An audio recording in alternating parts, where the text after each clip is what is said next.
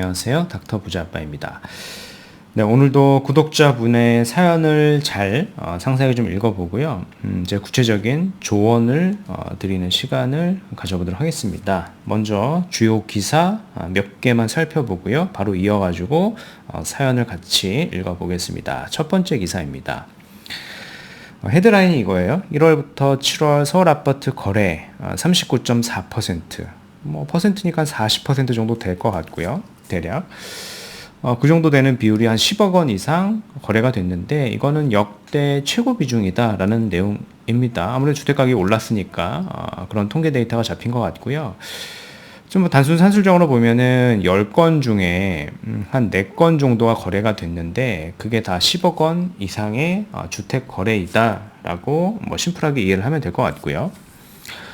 자치구별로 거래 비중은 좀 다르겠죠. 예상을 했던 것처럼 아무래도 이제 강남 3구 쪽에 이 비중이 좀 더 높게 나타났습니다. 서초구가 가장 높고요.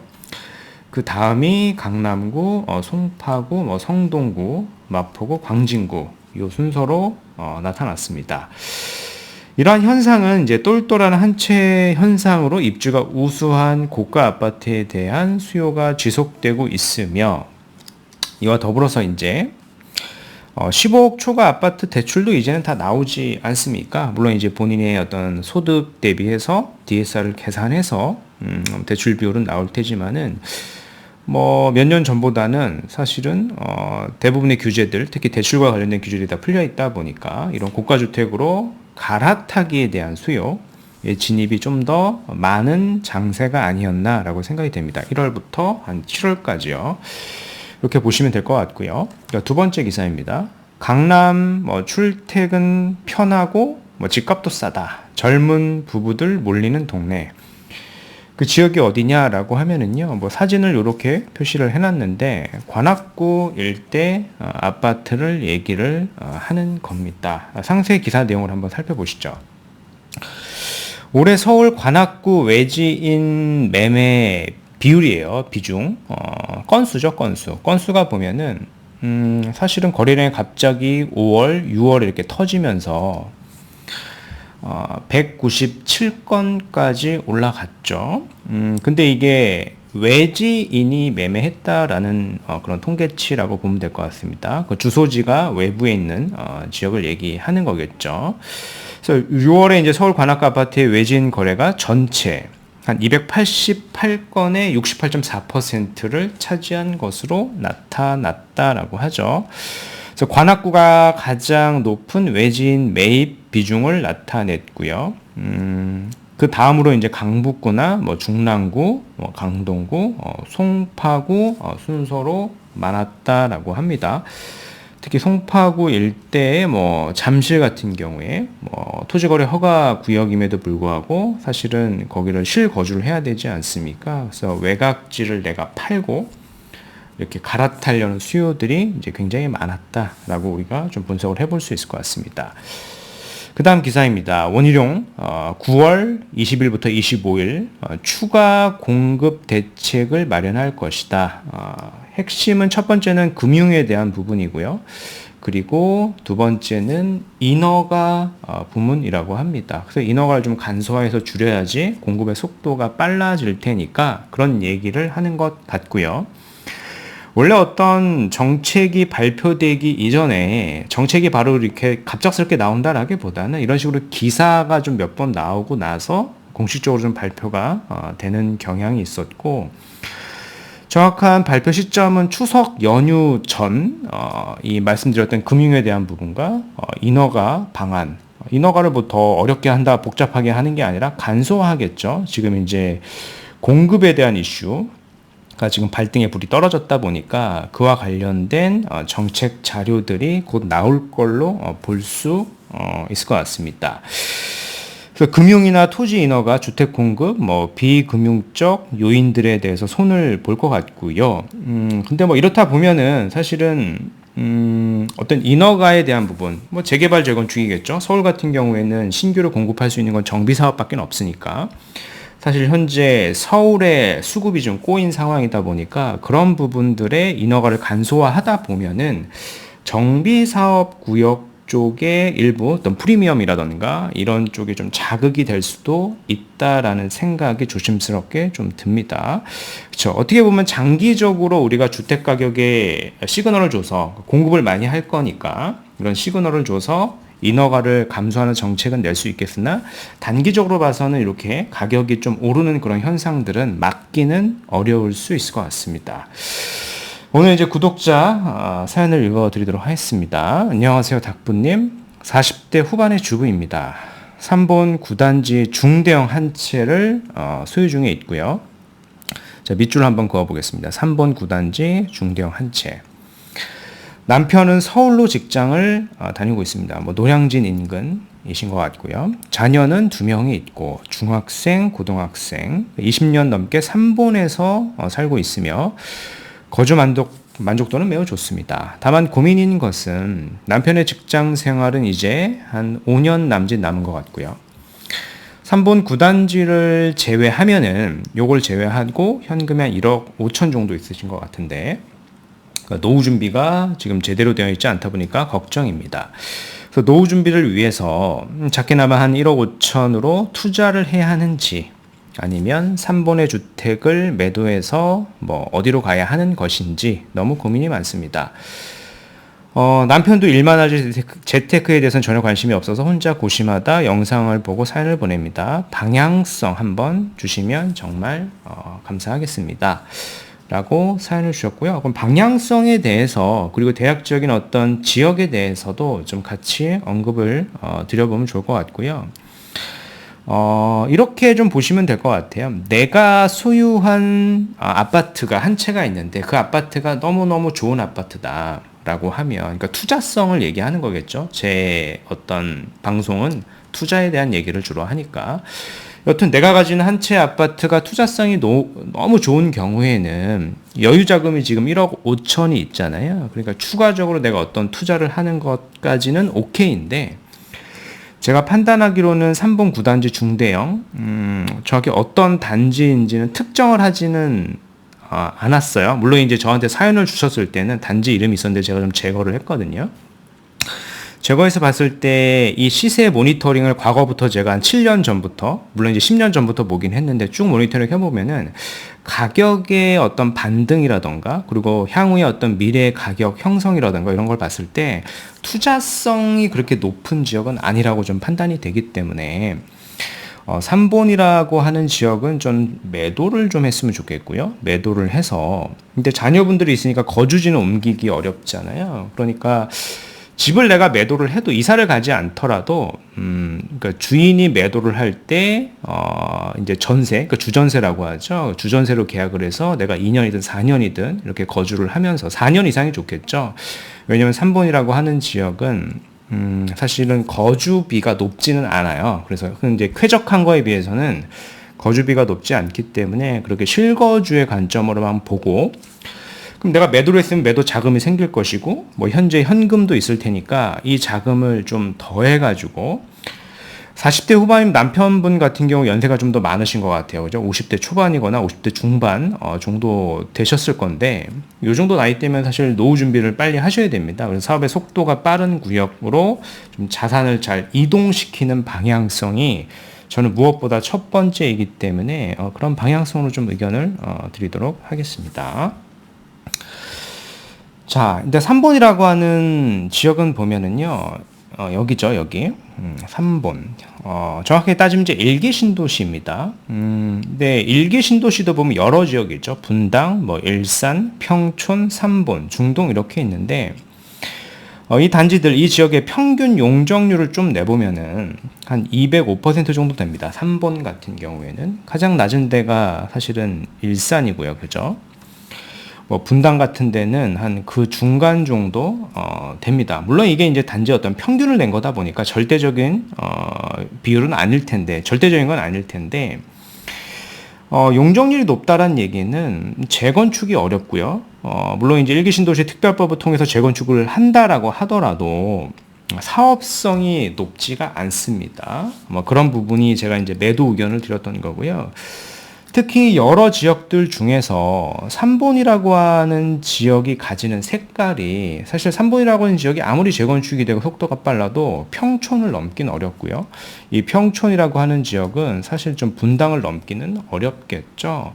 그래서 어떻게 보면은 이렇게 계급화되어 있고 뭐 서열화되어 있다 보니까 3본을 내가 지금 보니까 대출도 없는 것 같고 1주택에 그것을 계속 깔고 앉아가지고 안 좋은 자산, 상대적으로 일을 하지 않는 자산 안 좋은 자산이잖아요. 뭐 거주가 안 좋다라기보다는 일을 하지 않는 안 좋은 자산을 깔고 앉아 있는 상황에서 뭐 대략적으로 가격이 뭐 6억이 넘을 텐데 뭐 5억이든 6억이든 할 것 같은데요. 별도 1억 5천으로 투자하는 거는 이제 효율이 높지 않은 거죠. 그렇게 좀 정리를 해서 말씀을 드리겠고요. 경기도 군포시 삼본동입니다. 그죠? 3본이라고 하는 요 지역이고요. 바로 옆에가 보면 이제 평촌이죠. 이렇게 붙어 있어요. 붙어 있는 상황이고. 구단지라고 좀 언급을 하셨습니다. 이거 3본역에서 좀 거리가 떨어져 있는 지역이긴 한데요. 근데 구단지도 보면 이렇게 많은 단지들이 있어요.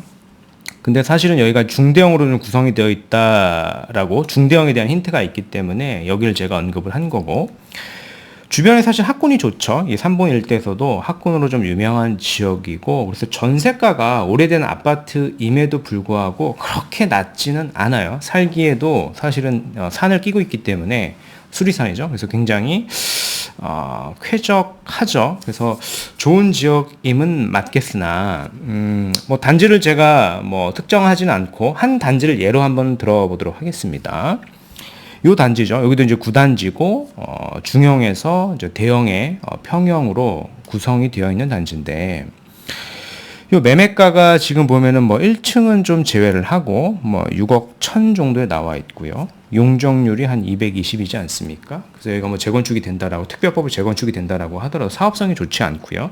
무엇보다 이제 재건축의 속도가 너무 느리죠. 우리가 이제 가장 기준의 나이대를 봤을 때 50대 초반에서 뭐 50대 중반 정도 되셨을 텐데, 여기가 내가 한 65세가 됐을 때도 재건축이 될까요? 사실은 그게 굉장히 퀘스천인 부분이거든요. 그래서 너무 장기간 끌고 가는 것보다는 뭐 매도를 하고 좀 갈아타는 게 좋지 않을까라는 의견을 드리는 거고, 그 결정적인 이유가 이거예요. 시세를 보면은요, 제가 이제 과거 한 7년 데이터, 네이버도 보면은 뭐 여러 가지 뭐 어플이나 이런 것들이 있겠으나 뭐 간단하게 네이버로 충분히 볼 수도 있습니다. 7년 전 시세를 보면은 최저 실거래가가 한 4억에서 한 4억 3천 정도 했었거든요. 이 면적 때 공급 면적이 114, 전용이 한 94짜리가 7년 전에 뭐 4억 한 1천, 2천에서 4억 3천 정도 이렇게 거래가 됐었는데, 최근에 거래가 된 걸 한번 볼까요? 최근에 뭐 올랐다가 내렸지만은 한 5억 3천 정도의 거래가 됐어요. 단 얘기는 거의 한 7년 동안에 우리가 오른 폭을 보면은 거의 한 1억 정도 때밖에는 오르지가 않은 거거든요. 그렇다는 얘기는 여기를 앞으로도 물론 정비사업 호재나 일기신도시 호재가 있어서 오를 수는 있겠으나 그 상승의 폭이 다른 지역 대비는 높지 않다라는 의견을 좀 드리고 싶은 거예요. 그래서 사실 멀리 가지 않아도 됩니다. 그래서 요거를 보면 비슷한 시기의 아파트를 제가 한번 예로 들어보겠습니다. 여기가 이제 뭐 3본이니까 3본이 오르지 않았다. 그래서 막 서울을 가야 된다. 뭐 꼭 그런 거는 아니고 주변 지역의 아파트를 제가 예시로 한번 말씀드려 보도록 하겠습니다. 비슷한 시기예요. 정확하게 여기가 2016년이었잖아요. 현재 2023년이니까 7년 전의 시세 롯데묘항을 본 건데, 인근이 보면 평촌이죠. 평촌 더샵 센트럴 시티라고 하는 데가 있어요. 여기도 처음에 이제 분양을 할 적에는 여기가 무슨 평촌이냐, 말이 많았던 지역이고, 일부 타입 같은 경우에는 미분양까지 나와서 뭐 그랬던 지역인데요. 어떤 7년 전 시세를 롯데묘항하고 3본에 있는 구단지 롯데묘항하고 비교를 해보면은 이때 시세가 한 5억 후반에서 한 6억 후반 정도였습니다. 그죠?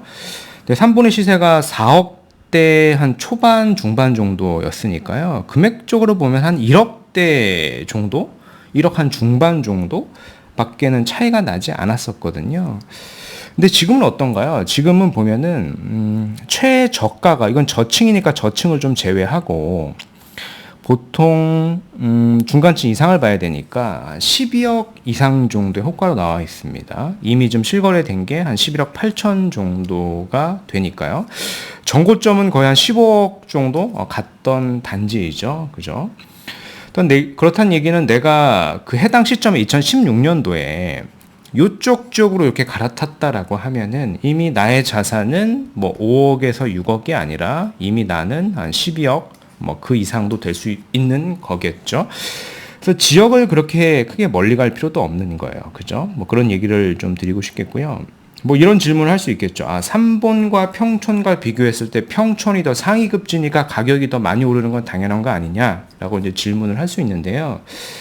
사실 꼭 그렇지도 않아요. 보면 또 하나의 예시를 한번 들어드리면은 금정역에도 보면은요. 금정역에도 단지가 하나가 있죠. 힐스테이트 금정역입니다. 주상복합 아파트인데 뭐 세대수는 아주 많지는 않아요. 근데 고층으로 되어 있고 843세대 정도 되는데 이 아파트가 시세 거래가 이제 2010년 없다 보니까 뭐 2019년도 정도 시세를 보면은요. 사실 6억 한 초반 정도였습니다. 그죠? 근데 현재 시세가 보면은 10억 정도 실거래가 됐고 최근에 뭐 거래가 뭐 호가들이 올라오는 거 보면은 11억 중반 정도 하지 않습니까?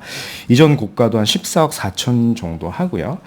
제가 예시로 들었던 평촌에 있는 그 신축의 아파트와 입지가 사실 여기가 더 좋지 않은 지역이죠. 물론 이제 GTX A에 대한 호재를 품고 이렇게 오른 것도 맞겠으나 그거보다는 사실 여기 3본에 계신 분들이라고 하면은 금정역 일대를 잘 아실 거예요. 그죠? 여기 분양이 나왔을 때도 보면은 아, 여기는 뭐 학군도 좋지 않고 뭐 좀 이렇게 낙후되어 있잖아요. 막 공장지대고 그렇다 보니까 관심을 갖지 않았던 지역이죠. 근데 그 시점에도 사실은 우리는 이게 분양할 때도 보면은 초기 내가 청약이 돼서 당첨이 안 됐다라고 하더라도 초기에 이 분양권 같은 경우 분양가 프리미엄이 굉장히 낮았었거든요. 그래서 우리가 선택지들이 굉장히 많았다라는 겁니다.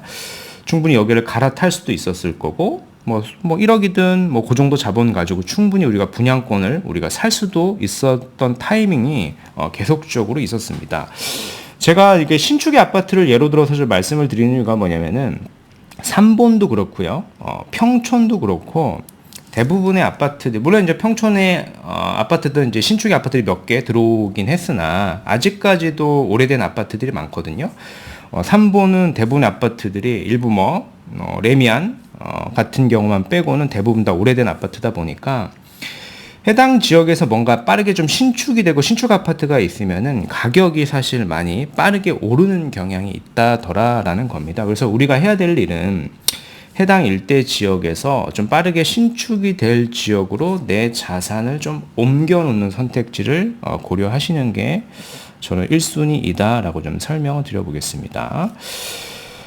뭐 남편분의 어떤 직장의 위치 이런 거를 고려해서 좀 추천을 드릴 텐데 뭐 아직 자녀분께서 자녀가 2명인데 한 번 중학생, 한 번 이제 고등학생이니까 뭐 당장 내가 이거를 팔고 거주지를 옮기기 좀 어렵겠죠.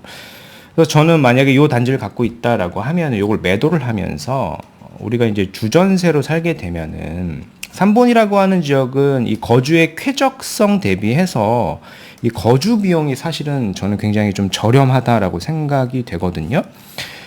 이렇게 전용이 101제곱미터짜리도 월세가 뭐 4천에 146만 원입니다. 지금 서울에 있는 웬만한 원룸도 사실 70만 원이 넘거든요. 월세가요. 근데 146만 원이면 이제 저렴한 축에 속하고 이렇게 주전세를 통해서 자금을 좀 확보한 다음에 그 자금을 가지고 좀 좋은 지역에 좀 투자하는 게 좋겠다라는 의견입니다. 그래서 남편분의 직장 위치를 좀 고려해 봤을 때, 뭐 노량진인데 노량진 이상의 급지를 가는 게 물론 좋겠죠. 근데 이제 자금상 봤을 때 노량진의 어떤 뉴타운을 가기에는 자금이 좀 부족해 보이기 때문에 노량진을 내가 가지 못한다라고 하면 바로 옆에 이제 신길인데요. 신길도 보면은 뭐 신길 뉴타운을 사라는 얘기는 아니고요. 신길 뉴타운 이미 다 신축 아파트가 되어 있다 보니까 여기도 보면 상대적으로 사업의 좀 속도가 빠른 정비 사업이 있습니다. 재건축인데 이런 남서울 아파트도 보면은 내 실투자금이 그렇게 많이 들어가지 않아요. 내 아파트를 팔고 충분히 살 수 있을 정도의 체급이 됩니다. 큰 무리도 되지 않을 거고, 그래서 이런 선택지를 하게 되면은, 그래서 신길 뉴타운 같은 경우에 보면은 뭐 전고점 뭐 15억, 16억, 뭐 17억까지도 갈 수 있는 지역 펀더멘털을 갖고 있고, 게다가 이제 노량진 뉴타운이 쭉 들어오면서 뭐 시세를 이렇게 이끌어 줄 거다 보니까요. 신길의 시세도 같이 좀 올라갈 수도 있을 것 같습니다. 특히 이제 남서울 아파트 같은 경우에는 사업의 속도도 생각보다 좀 빠르게 내고 있는 구역이니까 남편분의 직장 위치도 한번 고려해 가지고 뭐 이런 선택지도 있을 것 같고요. 굳이 나는 뭐 서울에 살 필요가 없고 뭐 남편분이 뭐 5년 내에 은퇴를 할 수도 있는데 뭐 굳이 신길을 살 필요는 없을 수도 있잖아요. 그러면 주변에 이제 평촌 지역도 보면은 분양권 같은 것들을 좀 거래할 수 있는 것들이 있어요. 보면은 얘도 보면 국평 기준으로 봤을 때 한 9억대 정도, 10억이 하진 않거든요. 사실은 물건질 잘 고르고 가격도 좀 흔들어 보면 협상이 될 테니까 이 가격보다 낮춰서 우리가 매수를 할 수 있을 겁니다. 얘도 입주 시점이 좀 빠를 거다 보니까요. 그리고 월판선에 호재도 있는 지역이고 뭐 선례가 있지 않았었습니까? 여기가 빠르게 신축이 되는 아파트들의 시세가 전고점이 뭐 15억, 그죠? 인근에 있는 인동원 엘센트로 같은 경우에는 뭐 16억, 거의 한 17억 가까이도 갔던 지역이다 보니까 이 아파트의 시세도 충분히 이 비슷한 시세로 형성이 될 수가 있는 겁니다. 여기서 그래서 빠르게 좀 자산을 현재 뭐 한 5억, 6억, 뭐 7억 정도 있다라고 하면은 그 자산을 좀 2배 이상 이렇게 불릴 수 있는 선택지들이 내 주변 지역이나 뭐 남편분 직장 위치를 고려해서 보더라도 충분히 많이 있으니까 그런 선택지를 우선 하신 다음에 노후 준비를 좀 체계적으로 이렇게 해 나가시는 것을 저는 좀 권장드리고 싶습니다. 오늘 말씀드린 내용을 좀 요약을 해보면은 40대 후반의 외벌이 가정이십니다. 뭐 이런 분들이 많으실 건데요. 3번 구단지 중대형 한 채를 소유 중에 있고 대출은 없는 것 같아요. 대출 얘기가 없었기 때문에 자녀는 2분이 계시고요. 그래서 저는 이제 의견을 드리고 싶은 게 크게 이제 1안하고 2안이 있어요. 그러니까 3번 구단지는 좀 팔자. 가지고 있어도 아주 이제 너무 더디게 오르거나 생각보다 많이 오르지 않을 것이다. 과거 데이터가 설명이 되죠. 그래서 저는 여기를 주전세로 좀 거주를 하고 적어도 자녀 졸업 때까지는 있는 게 좋겠죠. 그래서 거주비도 사실은 비싼 지역이 아니나 보니까 자동스럽게 최소화되는 겁니다. 그러면 돈이 이제 현금이 들어올 테니까 그 현금으로 뭐 남편분의 직장 위치가 뭐 인근이니까 신길의 정비사업구역 혹은 뭐 평촌 인근의 좀 분양권 뭐 요런 지역들을 우리가 좀 사놓는다라고 하면은 3번 구단지를 그냥 계속 가지고 계시는 것보다는요 자산이 조금 더 이렇게 불어나는 거를 눈으로 빠르게 확인할 수가 있다라고 저는 설명드리고 싶습니다. 예, 그래서 오늘 말씀드린 내용은 여기까지이고요. 제 영상이 좀 도움이 되셨으면 구독하기, 좋아요, 알림 설정 부탁드리겠습니다. 이상 닥터 부자였습니다. 감사합니다.